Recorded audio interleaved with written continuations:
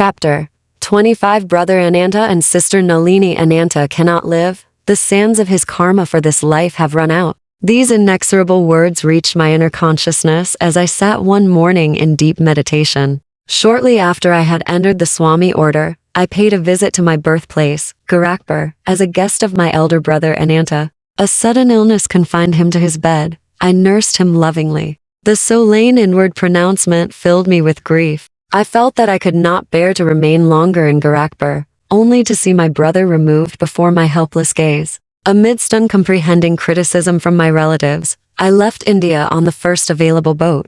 It cruised along Burma and the China Sea to Japan. I disembarked at Kobe, where I spent only a few days. My heart was too heavy for sightseeing. On the return trip to India, the boat touched at Shanghai. There Dr. Misra, the ship's physician, guided me to several curio shops, where I selected various presents for Sri Yukteswar and my family and friends. For Ananta, I purchased a large carved bamboo piece. No sooner had the Chinese salesman handed me the bamboo souvenir than I dropped it on the floor, crying out, "I have bought this for my dear dead brother." A clear realization had swept over me that his soul was just being freed in the infinite. The souvenir was sharply and symbolically cracked by its fall. Amid sobs, I wrote on the bamboo surface, "For my beloved Ananta, now gone." My companion, the doctor, was observing these proceedings with a sardonic smile. "Save your tears," he remarked. "Why shed them until you are sure he is dead?" When our boat reached Calcutta, Dr. Misri again accompanied me. My youngest brother Bishnu was waiting to greet me at the dock. "I know Ananta has departed this life," I said to Bishnu, before he had had time to speak. "Please tell me, and the doctor here, when Ananta died." Bishnu named the date, which was the very day that I had bought the souvenirs in Shanghai. "Look here, doctor," Misra ejaculated. "Don't let any word of this get around. The professors will be adding a year's study of mental telepathy to the medical course, which is already long enough." Father embraced me warmly as I entered our Gurpar road home. "You have come," he said tenderly. 2 large tears dropped from his eyes. Ordinarily undemonstrative, he had never before shown me these signs of affection. Outwardly the grave father, inwardly he possessed the melting heart of a mother. In all his dealings with the family, his dual parental role was distinctly manifest. Soon after Ananta's passing, my younger sister Nalini was brought back from death's door by a divine healing. Before relating the story,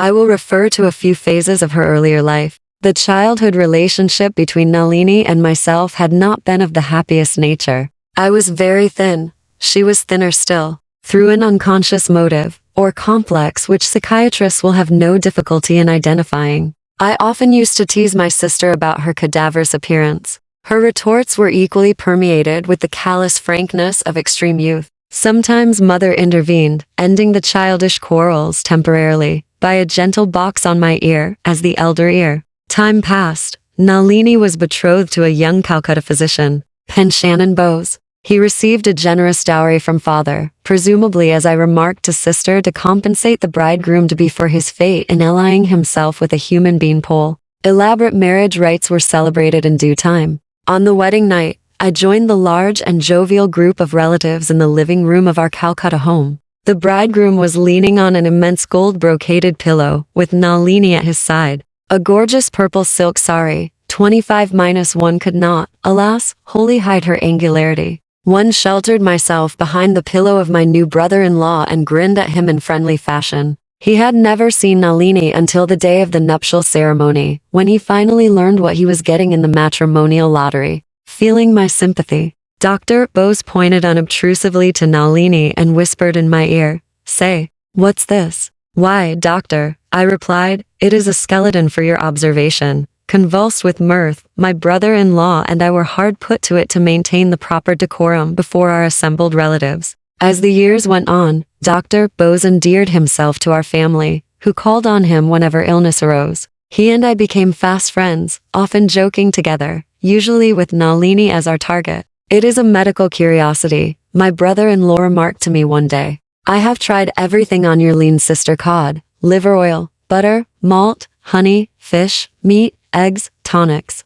Still she fails to bulge even 1/100th of an inch." We both chuckled. A few days later I visited the Bose home. My errand there took only a few minutes. I was leaving, unnoticed. I thought, by Nalini. As I reached the front door, I heard her voice, cordial but commanding. Brother, come here. You are not going to give me the slip this time. I want to talk to you. I mounted the stairs to her room. To my surprise, she was in tears. Dear brother, she said, let us bury the old hatchet. I see that your feet are now firmly set on the spiritual path. I want to become like you in every way. She added hopefully, you are now robust in appearance. Can you help me? My husband does not come near me, and I love him so dearly. But still more, I want to progress in God realization, even if I must remain thin, 25-2 and unattractive. My heart was deeply touched at her plea. Our new friendship steadily progressed. One day she asked to become my disciple.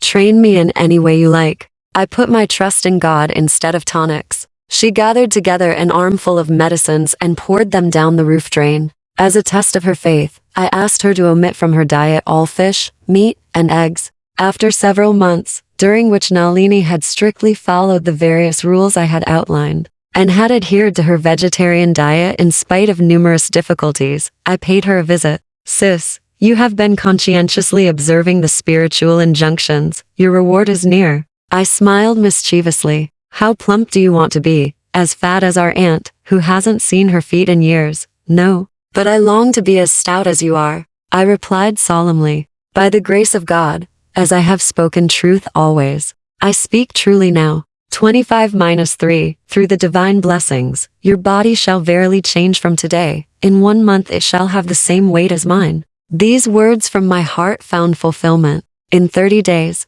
Nalini's weight equaled mine. The new roundness gave her beauty. Her husband fell deeply in love. Their marriage, begun so inauspiciously, turned out to be ideally happy. On my return from Japan, I learned that during my absence Nalini had been stricken with typhoid fever. I rushed to her home, and was aghast to find her reduced to a mere skeleton. She was in a coma. Before her mind became confused by illness, my brother-in-law told me, she often said, if Brother Mukunda were here, I would not be faring thus. He added despairingly, the other doctors and myself see no hope.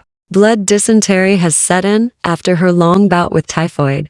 I began to move heaven and earth with my prayers, engaging an Anglo-Indian nurse, who gave me full cooperation. I applied to my sister various yoga techniques of healing. The blood dysentery disappeared, but Dr. Bose shook his head mournfully. She simply has no more blood left to shed. She will recover, I replied stoutly. In 7 days her fever will be gone. A week later one was thrilled to see Nalini open her eyes and gaze at me with loving recognition. From that day her recovery was swift. Although she regained her usual weight, she bore one said scar of her nearly fatal illness. Her legs were paralyzed. Indian and English specialists pronounced her a hopeless cripple. The incessant war for her life, which one had waged by prayer, had exhausted me. I went to Serampore to ask Sri Yukteswar's help. His eyes expressed deep sympathy as I told him of Nalini's plight. Your sister's legs will be normal at the end of 1 month. He added, let her wear, next to her skin, a band with an unperforated 2-carat pearl, held on by a clasp. I prostrated myself at his feet with joyful relief. Sir, you are a master. Your word of her recovery is enough, but if you insist, I shall immediately get her a pearl. My guru nodded. Yes, do that. He went on to correctly describe the physical and mental characteristics of Nalini whom he had never seen. Sir, I inquired, is this an astrological analysis? You do not know her birthday or hour. Sri Yukteswar smiled. There is a deeper astrology, not dependent on the testimony of calendars and clocks. Each man is a part of the creator or cosmic man. He has a heavenly body as well as one of earth. The human eye sees the physical form, but the inward eye penetrates more profoundly, even to the universal pattern of which each man is an integral and individual part. I returned to Calcutta and purchased a pearl for Nalini. A month later, her paralyzed legs were completely healed. Sister asked me to convey her heartfelt gratitude to my guru. He listened to her message in silence.